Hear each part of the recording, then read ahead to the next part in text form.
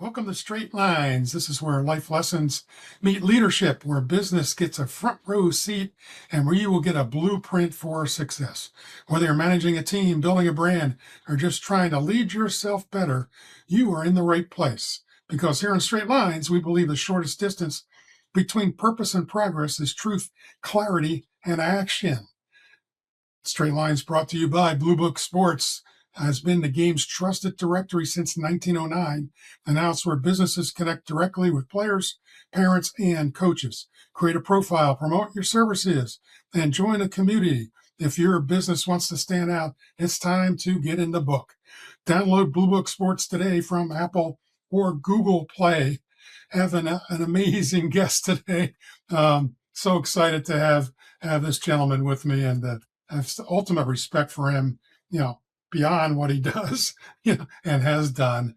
And, just an incredible man, has accomplished so much. So a couple little tidbits real quick.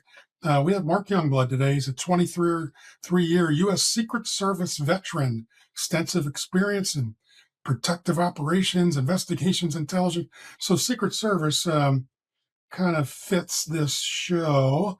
We're gonna record and get this out on Thursday. Was in the presidential protection detail, which is kind of important today, no question about it. Special Operations Division for Allegiance Security Branch right now, and that's correct. That's what Mark is doing at this time. No, American Global Strategies. I'm sorry, Chief Operating Officer in this past couple of months, 2026. Led investigations in computer and financial fraud. He's provided protective services for U.S. presidents, vice presidents, and foreign dignitaries. We have the King and Queen of England coming into town as well. Supervised multi-agency task force addressing cyber and financial crimes. Secret Service is much more than protecting people, right? Money and finances and everything else. And coordinated airspace security for major national and international events. I could talk all day with all the stuff you've done, Mark. But Mark Youngblood, I'm excited to have you, and thank you so much for spending time with me today. Coach, very happy that you asked me to be on this. It's an honor to be on a podcast with you. The honor is mine right now. That's for sure. So we had a little thing going on on Saturday night at the Correspondents Dinner in Washington, D.C. So maybe we can kind of work through some of this. So let's maybe start and maybe work backwards. So what happens, Mark? Shots fired, there's communication, everything else. What happens when it seemed like that first minute or two of chaos? What triggered it all? Who all descended? How did that all come about? So, watching that, I was watching it on TV just like everybody else, knocking on wood that, thank God I'm retired and I wasn't there. But, in situations like that, pressure situations like that, everything comes back to our training. I was able, kind of just like baseball, you practice how you play. I had the greatest training anywhere. The Secret Service Training Academy is the best, and we practice for every scenario you could think of that could happen. Everything from a drone incident to the lone gunman to an organized attack. And what I saw on TV was just the perfect execution of training. Everybody did what they were supposed to do. The supervisors came out, they covered the president like they were supposed to do. You saw the shift guys. When I was on a president's detail, that's what you're supposed to do. You saw the one guy, there's a great picture. President Trump is sitting there and one guy jumped up on the stage and stood right in front of him, and that's, people don't realize that's a job. You're taking a bullet. You're putting your life on the line for another human being. And everybody's politics come into play a lot. And there, I always got the thing, how could you protect that guy? I was under, I started under President Clinton and I retired under President Biden, and it goes both ways, and it's like, no, we're not protecting we're not protecting, we're protecting democracy. Right. We're protecting the executive office of the presidency. We are protecting freedom. We're protecting the continuity of government. That's what we are doing. And when that guy stood up in front of the president there, and everybody behind him was working, and then you had the tactical teams come out. To me, everything looked flawless. Um, they didn't. You can't really rush in those situations because you don't know what you're going out into. Is this a attack is coming from the north, but is the real attack coming from the east or west? Mm. So communication is key. But like I said, everything comes down to training. And we've trained for scenarios just like that. And to me, everything was great. You know, um, and there's a lot of Monday morning quarterbacks out there, Always. and it's on the news and everything. And I get that, that's the business you're in. But, you know, perfect security, it's not a realistic standard. We don't operate in Hollywood. We're not on an hour long show where suddenly things go into slow motion. We go to a commercial and stuff like that. It's Real. intense, and that's what makes that career so difficult. I did 23 years. I would have stayed longer, but it takes an unbelievable toll on your body, in your mind and your body. And it's intense. And Saturday night showed it. But you know the guy broke through to checkpoint, and a uniformed division officer manning the checkpoint takes a bullet, in his vest. Thank God he was wearing his vest. um and the courage and the sacrifice that these guys and girls make on a day in and day out basis, it's commendable.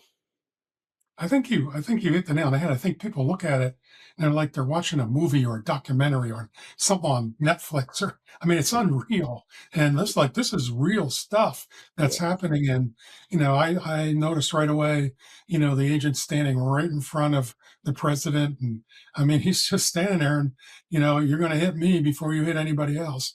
Um, I'm guessing, Mark, the Secret Service is the lead dog in this. I mean, there's a bunch of agencies involved, I guess, but are they the go-to? Are they the one that coordinates everything? Yeah, wherever the president's at, the Secret Service takes over. But you have to remember, there you had the entire government there. You had the No. Capitol Police is there. You have, the Department of Education is there with the Education Secretary. The Secretary of Energy did agents from the Department of Energy are there. You're dealing with all of these different details. And I was fortunate enough under President Obama to do the National Prayer Breakfast at the Washington Hilton back in, oh gosh, maybe 2009, back 2008, 2009, back in those days when President Obama was his first time there. And so I'm very familiar with that ballroom. And that ballroom is not easy. I'm hearing they had 2,500 people in there. You're jammed in there, and on our end, we're begging the fire marshal to step in. And, we can only do as much as certain things. People don't realize, like, the staff of the president, of the White House Correspondents Dinner, they're the ones that run the show. We're just a guest there. The president Mm. is just a guest. So they're going to determine how many people are in that venue. Now, of course, we do have to talk to the fire marshal a lot and say, hey, this is getting pretty packed. But, that's a big thing I hear. And they jam so many people in there, even for the National Prayer Breakfast.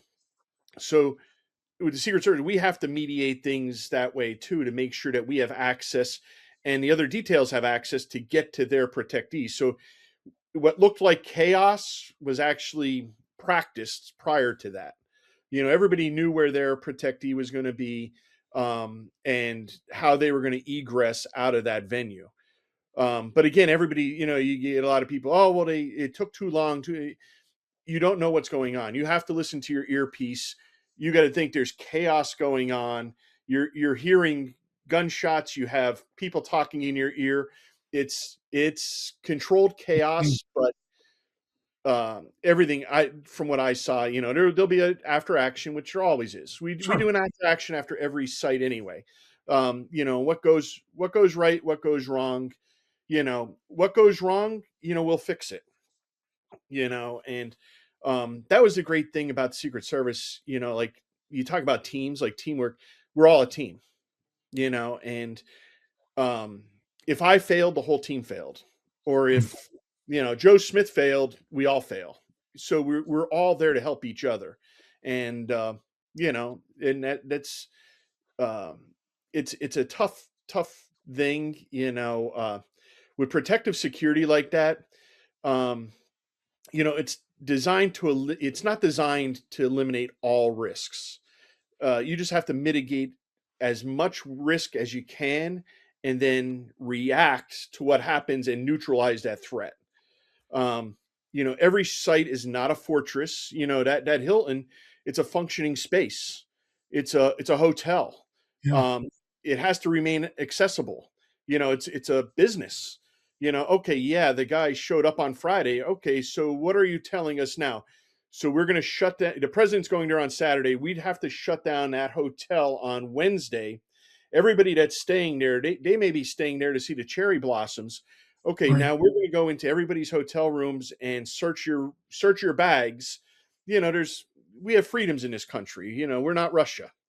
So, a lot of that stuff, it's not possible. So, and we live in a dangerous world. And I think people realize that now. And um, I take comfort knowing that the agency I belong to and I retired from, they're exceptionally trained human beings. They're dedicated patriots, and they protect our democracy day in and day out, 24/7, 365 days a year. Um, and the guys and girls that were working that day, they stepped forward without any hesitation under extreme pressure, and they carried a weight of that mission with them every single day, and it's not easy. And when the first pitch is thrown in baseball, it's game on. Well, it's game on when your shift starts and you replace the guy or girl you replaced. It's game on. Yeah. Um, Game on life or death. Right. I yeah, mean, yeah, could be. and then Who's in and the, your earpiece? Just out of curiosity, what's who that? you who's talking to you in that earpiece? So, Who you so listening to? we talk amongst each other. We talk Okay. amongst each other, and then at every site there's a security room. There's a command post. So you're actually monitoring several different channels on the radio.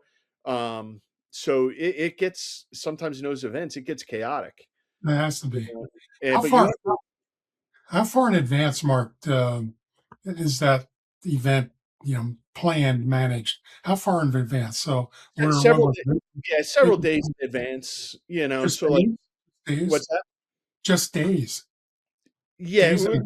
I would say a good week Okay. in advance. You're going to get assigned that. You're going to know about it. Probably, you know, it actually depends on the schedule. Sometimes the staff will throw something on in an hour, and you have to figure it out. But in that hour, the bad guy doesn't know about it. You No. know, the thing about like the White House Correspondents Dinner, if like the prayer breakfast, I knew about that a month ahead of time. So Mhm. I'm still working my regular shifts, but I'm also planning that on my off time. I'm reviewing the past trips there. After every trip, there's a write up. So I'm seeing, everybody, there's, um, I always used to say there's no plagiarism in the Secret Service. You're going to learn you learn off other people's mistakes, and Yeah. the egos, the egos aren't there. Like if somebody does mess up and there was something wrong, they let everybody else know. Hey, this happened to me. Don't let it happen to you. Yeah. So, you're assigned, probably know about a month in advance, and you're doing a Okay. lot of stuff on your side. But then you have a dedicated time where you're going to go through and that site in and out, and you have a partner with you. Usually the partner with you on that is usually a younger agent, so it's a great mentoring program. Yeah. Most of the times I always liked it when you got a senior agent with you because I'd always pick their brains. Clint Eastwood in The Line of Fire, right? You ever Yeah. see that movie? Yep. Yep. Yep. How many people, how many officially people were there in the operation? Not just Secret Service, but Oh, officially, yeah. Capitol yeah. Police, That's the local hardest part. police. Yeah, 'cause you had so many there, and the Secret Service alone. I mean, there's hundreds. Okay. So yeah, And it's a secure. The individual ran through a checkpoint. That's the layered approach the Secret Service takes was like Director Curran said. Our layered approach worked because it hit the first line. yeah, Didn't yeah, get to the president or vice president or any of our protectees. So the, yeah. the first line of defense worked. He ran through that lobby like Usain Yeah, Bolt. I mean, he was yeah, on the move. So they apprehended him, and I don't know if you know exactly how it happened. I was a little, I guess, I don't know, if surprised the right word, but he got a shot off, right? At least one. I Um, believe so. I don't know if any of that's been released yet, but okay. Yeah, yeah, I was thinking, well, maybe you return fire right away and put him down, but they kept him intact, which is critical for yeah, information and yeah, right to yeah. get Usually it's not. The same thing happened down on the golf course too. yeah, That. But then they have their rights, and a lot of them won't speak. yeah, And it's difficult. We have a tiered system in protective intelligence. You have there are different levels, and when you have certain people, it's interesting when you get to go interview them. Um, People that have done assassination attempts, and I had the privilege of interviewing one individual, and even at his older age, it's still their mindset, and that's just the lone gunman style. So their mindset is definitely interesting, and like I said, it's a dangerous world. And what doesn't help us now is social media. no, Yeah. that's social atrocious. media social media, the internet, Everybody, TikTok, all this everybody's stuff. got a conspiracy theory. Yeah. Yeah, that's brutal. And Yeah, it's it's I get it. You don't like this president, you don't like that president, you're a Republican, you're a Democrat. all Stop. Americans. Yeah, Stop. We're all Americans, love this country. Don't root against us. Um, yeah, let's just get over this rhetoric, and move on. If you have a problem, go out and vote. You yeah, know, I, I laugh. Most of the people that talk on there, they don't vote anyway. And but probably the not. social media makes it social media makes it very difficult for the Secret Service. I mean, because we investigate every one of those threats. When somebody puts something on social media, you have to take it seriously. So, we didn't have that when I first started. I started in 2000. We didn't have Oh, any of that stuff. no. And as I became a supervisor, like when I got up to Baltimore, it was a daily basis. Hey, we got this individual. We think they live here. They made this comment on Twitter, go interview them. And it ends up being a 14-year-old kid that's joking Yeah. around trying to impress a girl. And, I'm going to make a threat on here, but then you do have some serious ones, you How know? many, last question for this segment, just following up on that. How many approximately threats must you investigate in a course of a month, a year, whatever? Do you have any idea? I mean, it's probably enormous as Yeah, compared to, an enormous amount. Yeah, yeah, it's mind-boggling. Yeah, and every one of them have to be, yeah, you you you never got to know, do your right? duty, and you never know. You never know. And what's Yeah. scary though is, the people that don't, that they hide, and then all of a sudden they come out of their shell, and you have no intel on it. So Mm, you scary. gotta, yeah. Visiting here with Mark Youngblood, retired Secret Service agent, 23 years. And I want to thank you, Mark, before we keep going, for your service and dedication and commitment to all these years. And, I am so proud to know you. I know I played for me for a year, which was cool, but, we've remained in touch, and which is even better. Um, in every workplace, and something you cannot have in the Secret Service is team killers, right? They've got to work together. In every workplace and every team, there are unseen forces that can derail success. In my book, Team Killers, I uncover the behaviors, attitudes, and habits that destroy chemistry and show you how to build a winning culture instead.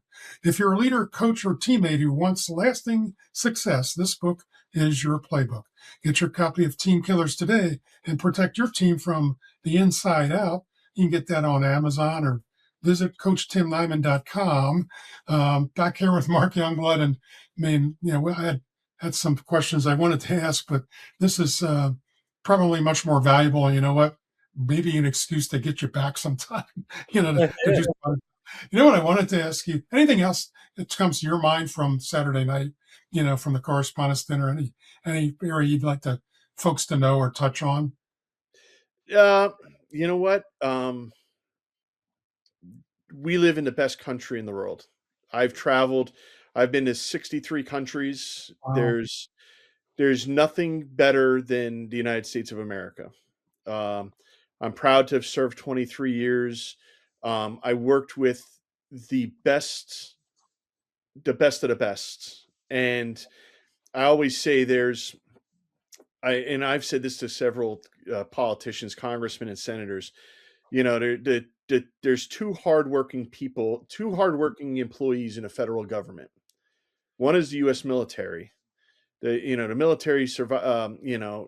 Their service is, we can't thank our military enough. But he said the next hardest working employee is the Secret Service. We don't You don't end until the mission's over. The mission never ends, but your shift isn't over until you know you're told it's over. And the sacrifice that Secret Service agents and uniformed officers make, just employees in all our technical division, our administrative staff, the dedication, it's unprecedented. People don't realize, like right now, the Secret Service with the DHS shutdown, people don't realize like these people aren't getting paid. They're getting paid their salaries. However, they're traveling. Their travel is not being paid because of the shutdown. So you have agents and officers and technical staff that are traveling around the world. You know, the president is traveling overseas, but you have to think of all the protectees that the Secret Service has. You're traveling overseas, you're traveling to Mar-Lago, you're traveling to, you know, Las Vegas. You have to stay somewhere. So these agents have hotel bills, they have meals to be paid for. They're not being paid for that. Wow. It's all backed up and over politics. So Yeah. you have to be on your game, and you're thinking in the back of your mind still, you're thinking, gosh, I have a credit card bill that's Yeah. $10,000. That's not my bill. That's my work account. Yeah. And I'm not getting paid for that. I have no money to pay that bill. Now I have, I'm getting calls about an overdue bill. That's not my problem. It's politicians in Washington D.C. holding up my pay, which, in the back of your mind, that's tough. No, And it's brutal.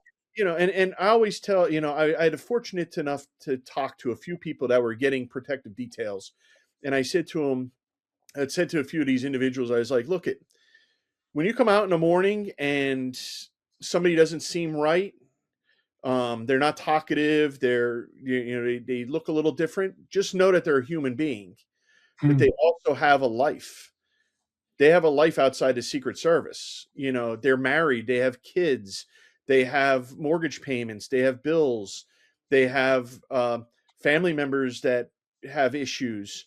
There's a life. They're actually human beings. They're not robots. So, tread lightly sometimes. If this guy or girl isn't talkative, well, there's stuff going Oh, on maybe, sure. and Sure. I always tell, I was extremely blessed in my 23 years. I met my wife when I was in training, and, I can't thank my wife enough. By the way, she's much smarter than me. You Yeah. know, Most of them are. Mine yeah, is too. I'm just an idiot from Northeast Pennsylvania that, I definitely, what do they say? You outkick your coverage. You That's right. That's right. and I was blessed. My wife, I don't can't even tell you how many times I would call at night and she'd be my rock. I'd Mhm. have pressure going on the road. You're setting up a site, you're doing it in advance, and she would, you know, she was always the rock that I was able to call. And and don't get me wrong, there'd be stuff going on at the house. The water heater breaks. Still, I've Something learned. happens. And I actually said this to a couple congressmen and senators. In 2016, I had the privilege. I started a campaign with Dr. Ben Carson, Hmm. great Remember, human being, I great remember that. human being. I did a couple months with Dr. Carson. I think it was from November till he ended in early March. And then I went on later in the campaign with Tim Kaine, who was Hillary Clinton's running mate. Oh, great. So again, the Secret Service, it doesn't matter if you're Republican or Democrat. Yeah. You're there to protect that individual. So I had both sides, and I said, they asked me about, hey, so what was your campaign assignment? I was like, well, I did Dr. Carson and Tim Kaine. Oh, well, how was it? I was like, it was good, but it's stressful. And they're like, oh, I can imagine. I was like, well, you don't realize this. I'm not, you know, I'm, my wife is basically a single mom. And I said, I don't, I'm not getting paid any extra.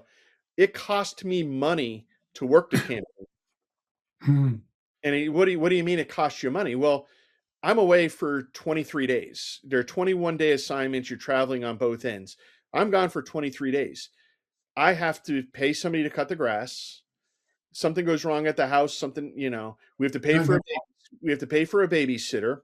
Oh, and by the way, I'm working 23 straight days, but I'm only getting paid because I'm on salary. I'm only getting paid for 40 hours.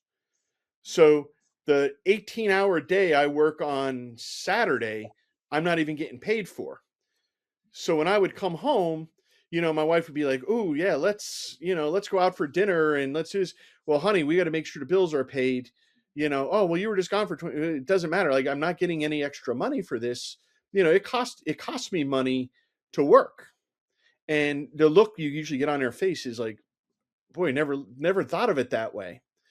Um, but I'm blessed. My mom, God bless her, my mom she retired from Social Security. She retired there. She had a great career. She retired. She would drive down from Pennsylvania and help us here. My in-laws live close by, so we had enough of that family structure. But some people don't.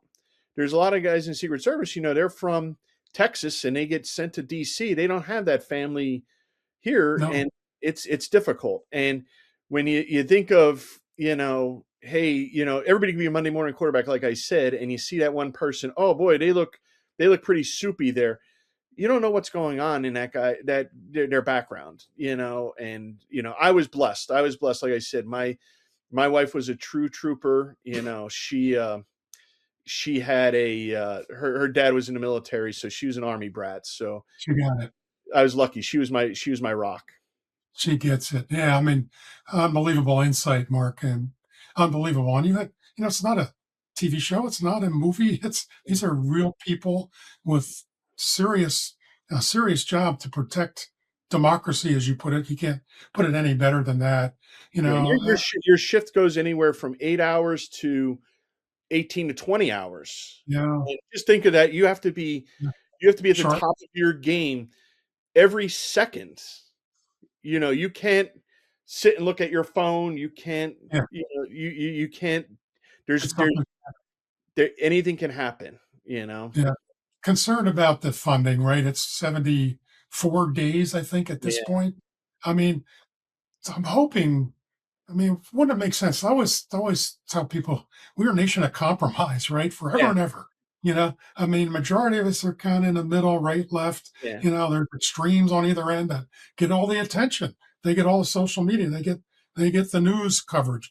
I mean, those do not, to me, represent the United States of America. We're most of us are in the middle, and we're Yeah. going to find a way to come. So does it make sense to me? Can't they get together and just say, look, we need to make an exemption, we need to take Yeah. care of it now and make an exemption going forward that any government shutdown will not ever, ever include, the Homeland Security and Yeah. and Secret Service and any of it's not going to include it. They will continue TSA continue on no matter what.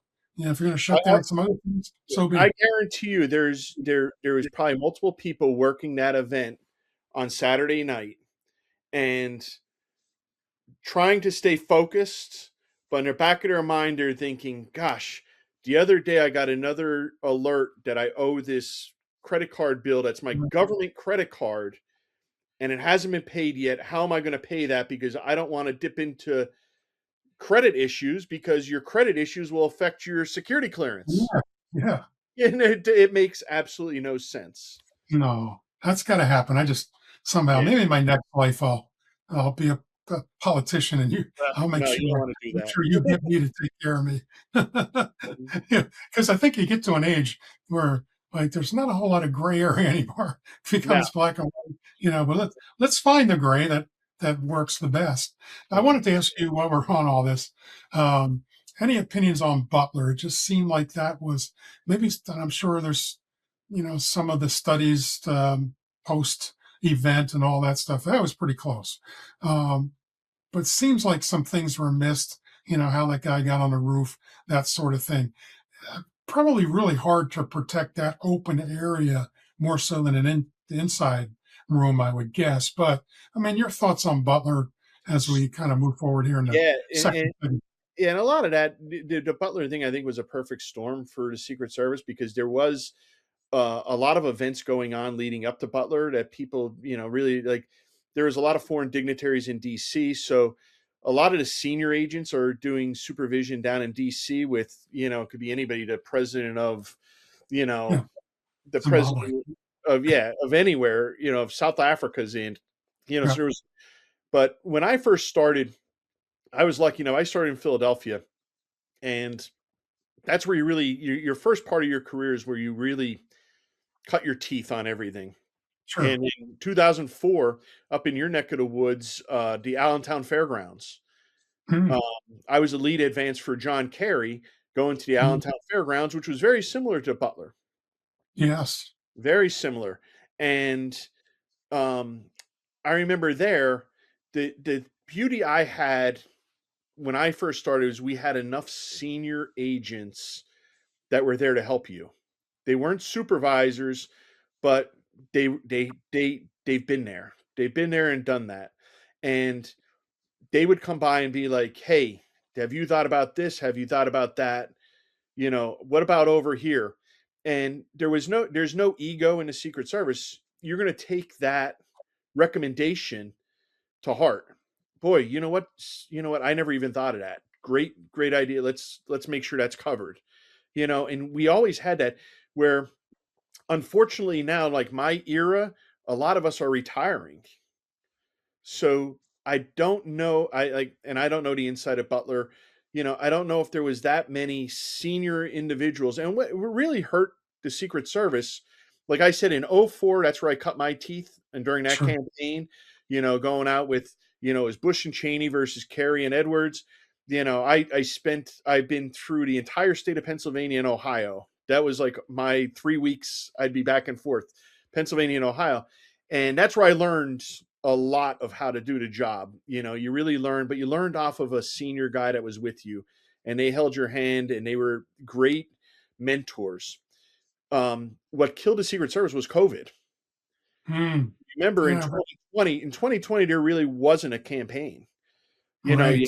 You had a sitting president, so the sitting president's detail is doing all of his stuff. You had Joe Biden, who didn't really go out on a campaign trail, so that you didn't learn those big sites. You didn't have the Allentown Fairgrounds where there's 10,000 people there. And how you could take a major site like that and make it small, and you really learn off of that. And then when you go to the detail, you're taking that experience with you. So a lot of that stuff uh, was missed, and a lot of it's because the agency has, we went through a time back to budgeting. We had a time where there was a lack of funding, and we didn't hire anyone. We didn't hire anybody in the Secret Service for a couple of years. Wow. So it went a couple of years where there's a gap of my era now is all retiring, and now that the agents behind us are, they don't have the experiences that we had.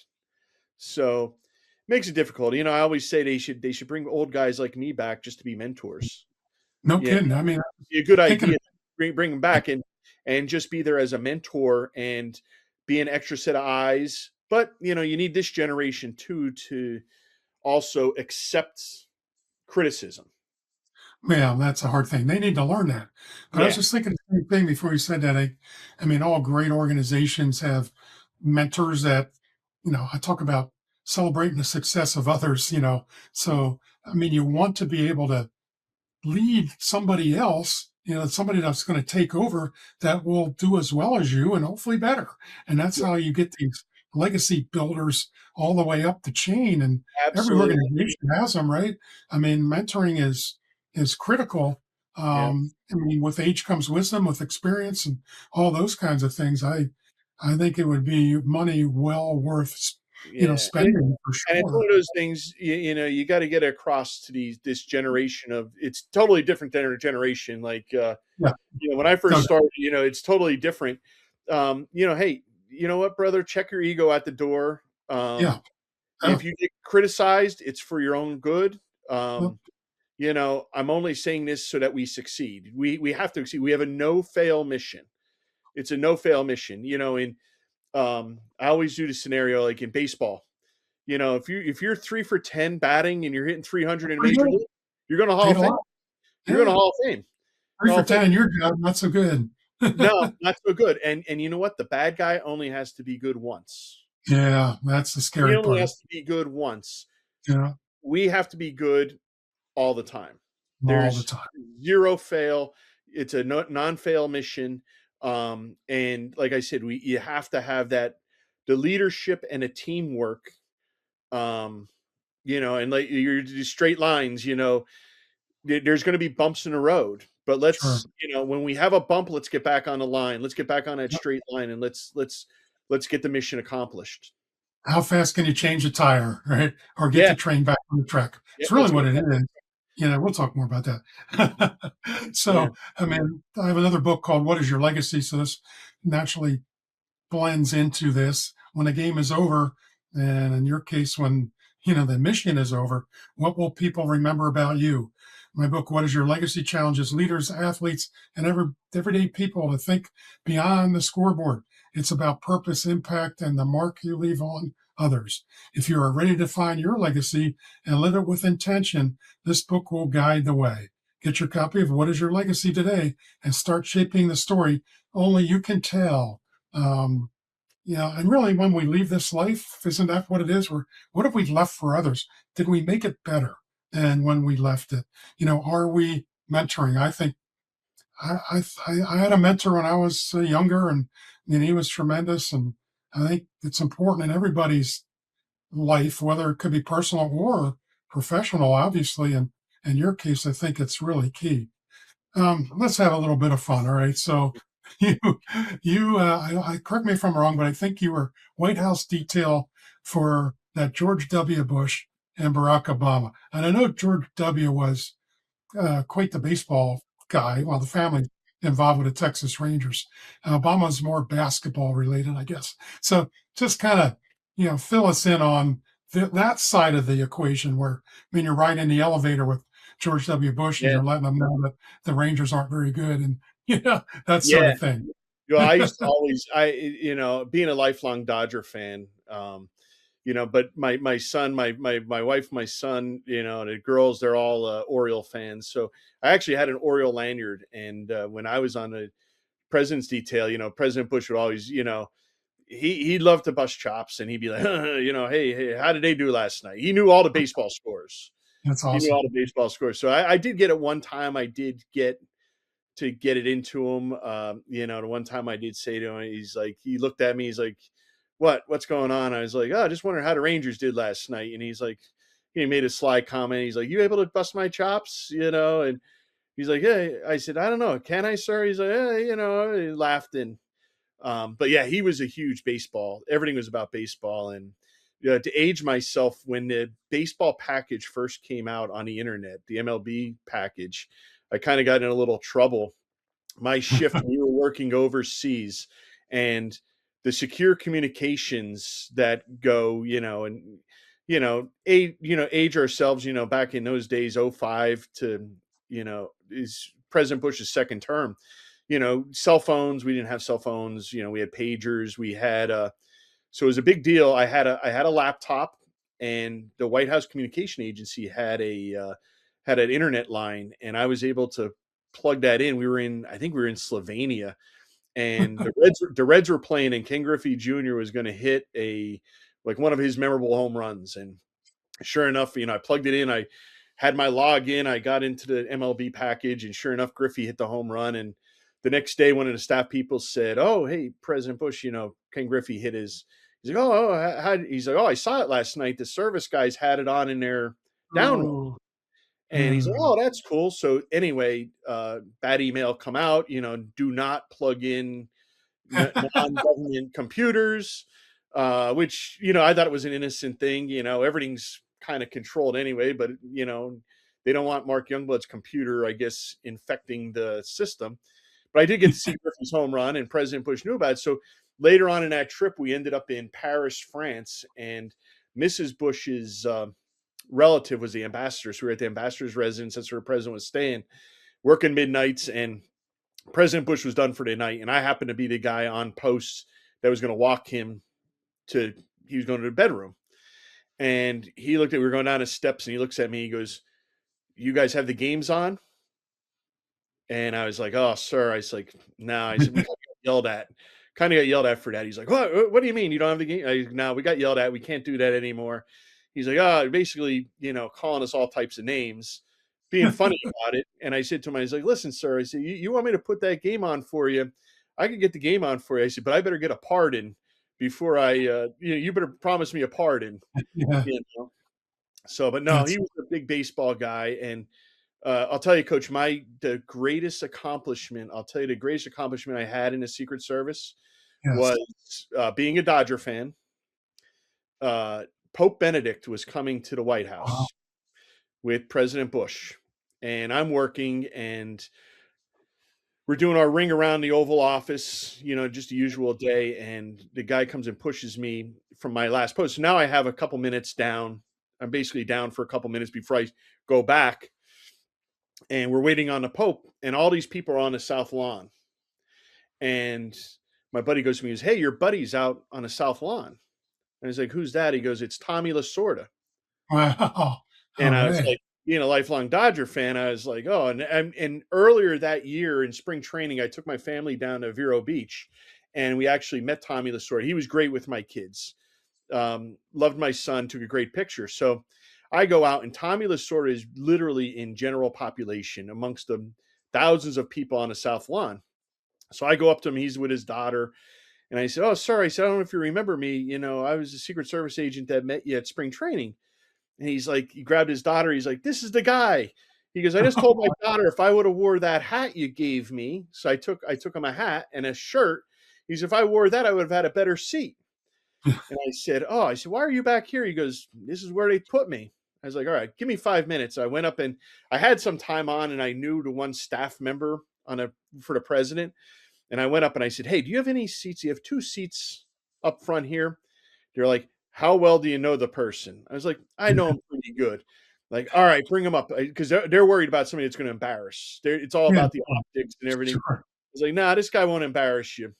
So I go back into the crowd, and I grabbed Tommy Lasorda and his daughter, and I brought them up, and they got to sit and see the Pope and the president. And his daughter actually took a picture of me and Tommy Lasorda on the South Lawn, and she sent it to me. And I said, "I need a copy of that picture." I said, "Because no one's going to believe my day today." So what did you do in work? "Well, I was with the president, the Pope, and Tommy Lasorda. You're waiting to see what the punchline is, But that was one of my favorite moments. Was getting Tommy Lasorda to get a front row seat to see the Pope and the president. That's pretty good. Yeah, three guys enter a bar, right? And Yeah, it's those yeah. three. Yeah, We'll leave it at The Pope and the president makes sense, but you bring in Tommy Lasorda, like, what's the, that. Yeah. what kind And, of pasta is going to be served? and for you, you might have been most excited about Tommy Lasorda, right? From Absolutely, yeah, always baseball, man, yeah. always baseball. What's the What's the most interesting, or the country? You said 56 of them, I think, correct? 63 countries, 63. 63. All right. Yeah. What's the most? What's a country you liked visiting the best? Not that you're visiting, but the country that you know, like you remember, or countries. So I get that question a lot. The favorite place I've ever been, the most memorable place I've ever been was Jerusalem in Israel. Hmm. When you get to go and I was fortunate enough, one of my colleagues, he was actually from our Rome office and he set us up with a trip, a tour, and we did the Stations of the Cross and Hmm. followed Christ's journey through. And we did that for one day, a down day that we had there. Um, it's it's sad that there's always fighting over there, but every time I Yeah. go to Jerusalem, and you go to those sites, it's special. And Rome, Rome's Mm. another place I love. Actually, going to Africa a lot Hmm. was, I've been to numerous places in Africa, and the one back to President Bush. The one story I like to say is, and I always tell the younger, you be a mentor. You're saying about being a mentor, and I always tell this to younger guys.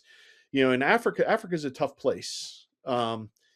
Again, every time I'd get home, you want to kiss the ground and thank God that Yeah. you've been given the ability to live in the greatest country on this earth. Um, so I was in Rwanda, and my kids were young. My boy and girl, and my daughter Julia, I don't even think was born yet. No, she wasn't born until the end of the Bush administration.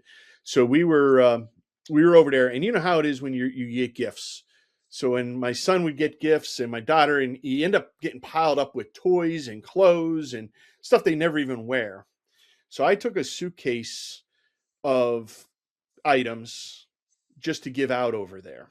Been to Africa enough where they don't have what we have. They don't have Target. They don't have Walmart. They don't have Nothing. places like that. It's horrific places. So I got there, and I was actually doing a elementary middle school where President Bush and Mrs. Bush were going, and I took a box, and so I talking to my counterpart. So we're doing a security plan. We were looking at everything, and I mentioned to him, I said, "Oh, do you have any kids?" He's like, "Oh, I have a boy and a girl. They're young. They were like 2 or 3 years old." And I was like, "Okay." So the next day, so let's just say when we walked around, let's just say I needed 30 security personnel from Rwanda to secure where we were going to be. Let's just say that's 30. So the next day I walked in, and I had the gift bags and everything. And at the end of the day, I said to him, I said, "Here, I want you to give these. Tell your children that this came from the American Secret Service guy that you're working with, and these are gifts for them." And I had Batman and Spider-Man and Barbie Yeah. dolls and stuff like that in there. And I gave them to him, and the next thing you know, like everything changed. Like I ended up going to church with him and his family that Sunday. Went to his house for dinner. I had a traditional Rwandan meal his wife made, and became close friends. So the 30 people that I needed on game day, I showed up on game day, and I probably had 300 people. Had a Mm. full platoons. I might have had the entire Rwandan army there. So Mm. my site ended up being the last site that President Bush was going to, and I have people on top of each other. It was as locked down as it can be. There was no way we were going to have any threats.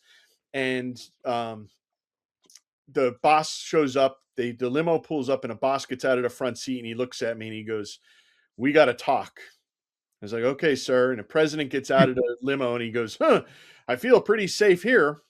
Well, I didn't realize that I had all the personnel, and that my colleagues ahead of me didn't get what they were supposed to get because I had everybody, because my counterpart was so happy that I gave his kids toys and stuff, that that was the key thing. And so I explained it to the boss, and he's like, "All right, you're gonna have to explain it to the president." So as the president was leaving, he said, he's like, "Mark, explain to uh, President Bush's call sign was Trailblazer." He's like, "Explain to Trailblazer." He's like, well, sir, I brought, Spider-Man, Batman, Barbies. And he just looked at me, he tapped me on the back. He goes, good move. But I don't think your buddies are happy with you. So that was That's pretty good. But traveling the world, people always ask me that, where's the best place you've ever been? I was like, right here. There's yeah, no better that's great. place than the United States of America. How You know, many? So besides Tommy Lasorda, I know you've met many, many, many unbelievable people. You have a favorite or two that that you really became fond of? Let's say. you know what?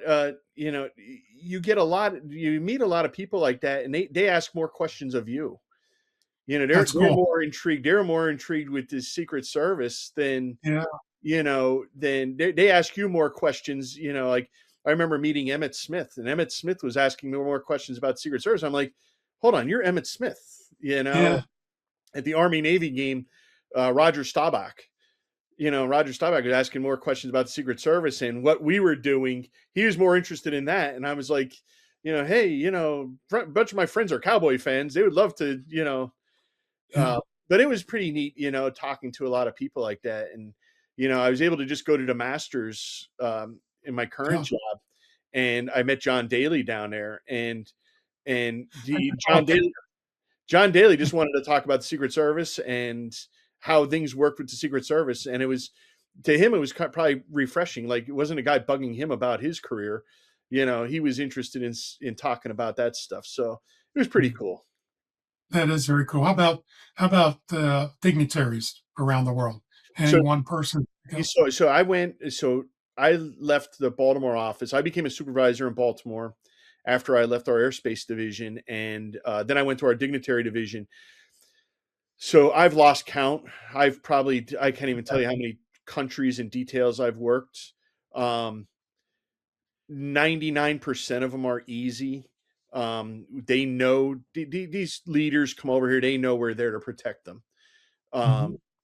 Um, I've worked everyone from the president of Iran, Mm. where you're getting everything translated and they're telling, death to America, hate Americans, but my job is to keep this guy safe. And um that's difficult to do. But again, you know and and again, as a leader, I was a shift leader there, and I have younger people that I'm leading. I got to tell them, hey, again, check that ego at the door. We're here to do a job. Focus. Let's get this guy in. And when the favorite words in the Secret Service is wheels up, because when that Mm. plane goes wheels up, Yeah, then you relax a little bit. we could take a deep breath and relax. So let's Mhm. focus here. Don't listen to what this guy's saying, and let's do it. Let's just do our job. And then you work small countries. It's interesting. I always liked, a lot of them are very talkative, especially when you're in a car for a while, and just to hear everything from Caribbean countries. The Prime Minister of Barbados is one of the nicest women you'd ever want to meet in your life. Um, I liked her because she'd always bring me a bottle of rum. She'd always bring me a bottle of rum, and she's the one of the smartest people I've ever heard speak, and a true leader down in the Caribbean. Um, I've had so many different countries and I've had some countries though that are a pain in the neck that you have Yeah, to diplomatically, and that's something you don't get taught in school. You have to know what their culture is, and um, they have to understand that they're in the United States, and we're yeah, providing everything for them. So, but yeah, a majority of them are very grateful that yeah. that we're there for them. Mark, if you could give one piece of advice, to someone responsible for leading others, especially under pressure, what might that be? Any thoughts on that? Uh, Leading under pressure. Yeah, Uh, just one, don't one don't thing, maybe. don't feed into negativity. Like you talk Oh, about don't get bloody. you Don't talk get bloody, huh? right? Don't Yeah, get bloody. yeah. You talk about team killers. You know, uh, you know, don't give into negativity. A friend of ours, you're a good friend too, Jerry Greeley. Yep, good man. Jerry texts myself and another individual. He texts us almost every day, and he gives me some great words of encouragement. He's been doing it for years, and I thank Jerry for doing that. And one of the things I always had at my desk was, you've probably seen it with the lions walking down, and it says, "Surround yourself with those on the same mission as you." And I would always have that picture hanging up. And I remember when Jerry sent me that, it was years ago. And I printed out that picture and I had that hanging in my office, and I always tell people, under pressure, you want the people around you. So, you know what, surround yourself with the best. We all got here because you're the best of the best. So you got to be here to help others, um, get everybody through the mission, and let's all go home safely. Yeah. Uh, but I think you have to reward teamwork too. You have to set the expectations. Everyone has to know their roles. So under pressure, when pressure situations like the other night happened, everybody knew what their role was. Yeah. You know, certain guys are going to go to the principal, other guys are going to do this. Everybody knows what their role is, and you have to set those expectations, and you have to have that. Um, Yeah. I know you listen to the show, Mark, and I thank you and appreciate you doing so. So at the end of every show, I ask every guest, what does straight lines mean to Mark Youngblood? And I think yeah, you kind of have a basic idea what it's about. yeah. Um, Straight lines, yeah. Nobody's perfect. There are nobody's perfect. Expect there to be some bumps in the road. I said that before. But it's all how you face adversity. You know, nothing's going to go as planned. You could script everything the way you want it, but it's not always going to work that way. So it's how you take that adversity, and are you going to take the ball? Are you going to take your ball and go home and pout? And cry. In a Secret Service, you can't do that. But No. don't stand in a corner and cry in a corner, and step up and be a leader. And if you see somebody struggling, and you see somebody going off of that straight line, be a leader and get them back on that straight line.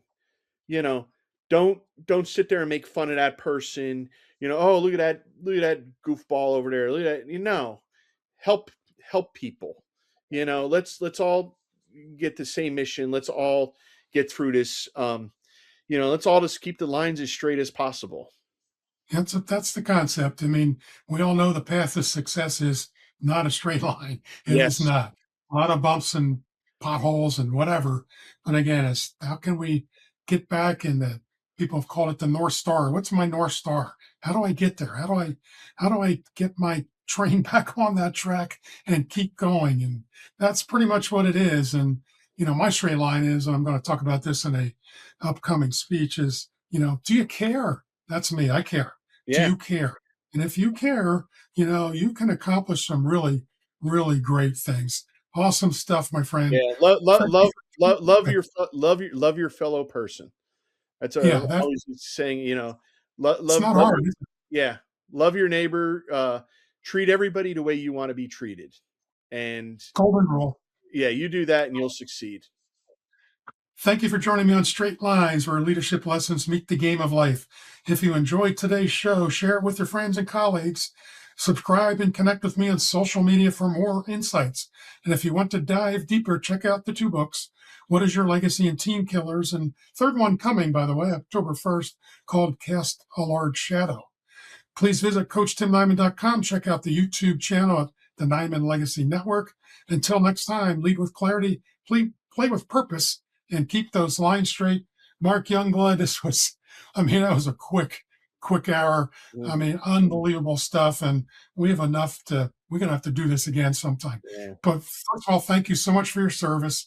And your dedication, loyalty, commitment, to the country is just unparalleled. And thank you so much for spending a little bit of time with me today. And I am very honored and pleased that you did so. Thank you, sir. I'm honored that you asked me. Thanks, coach. And as a coach, you know how it is. People always have a lasting impression, and you've always left a great impression on me, and I appreciate everything that you did for me in my life. So thanks for having me on. Thank you, buddy.